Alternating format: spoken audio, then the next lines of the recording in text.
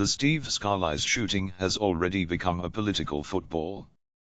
The shooting of Representative Steve Scalise and 4 others at a baseball practice for Republican members of Congress on Wednesday morning in Alexandria, Virginia, was always going to quickly turn to politics. That pivot happened rapidly around 11:15 a.m. when CNN confirmed that the alleged shooter was James T. Hodgkinson of Illinois.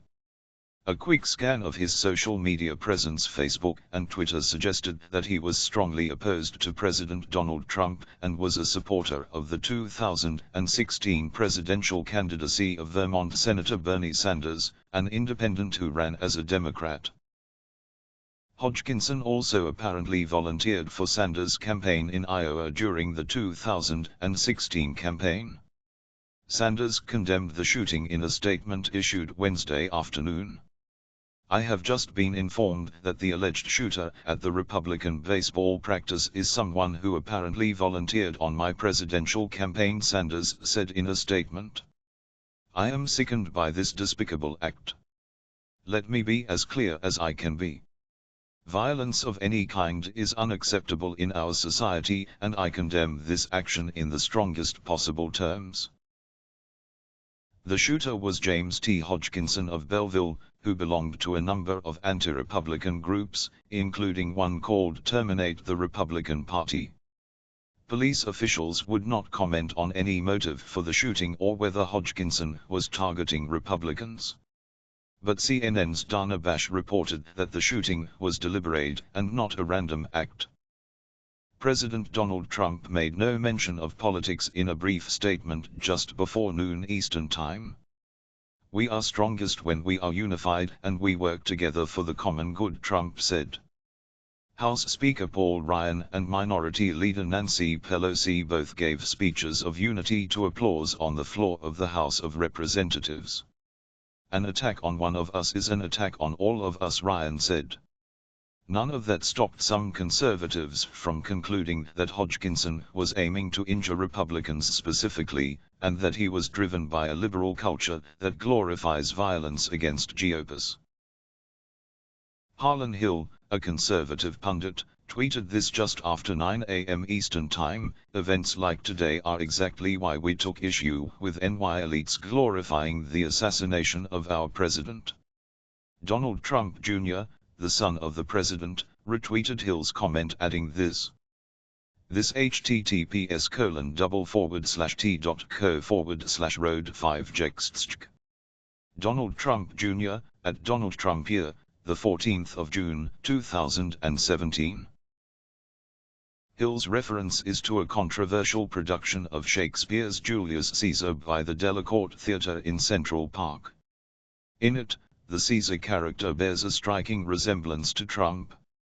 Obviously, if you know history, Caesar is assassinated by his peers, including his best friend Brutus. Hill was far from the only conservative to cast the shooting in a very political light.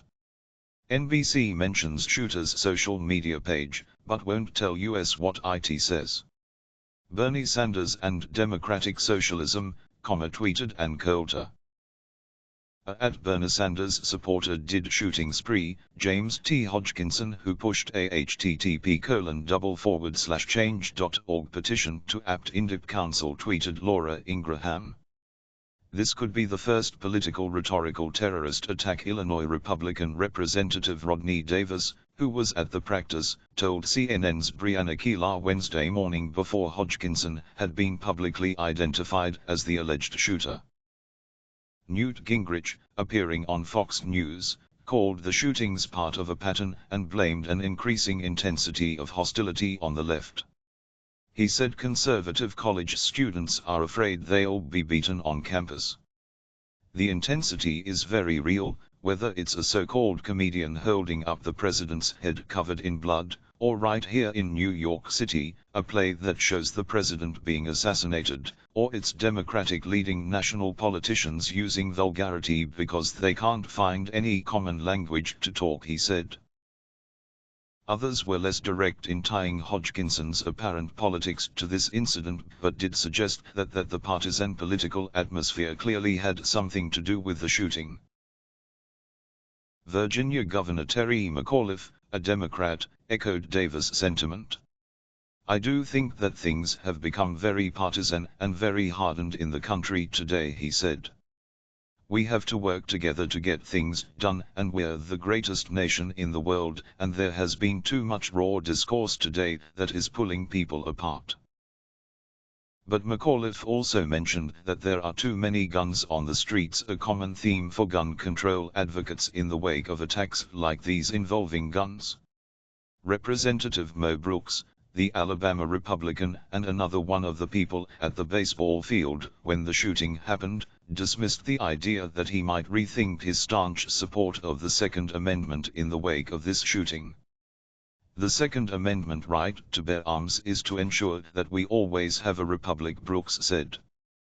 "What we just saw here is one of the bad side effects of someone not exercising those rights properly." Thanks a lot for watching. Please subscribe to our channel for daily videos.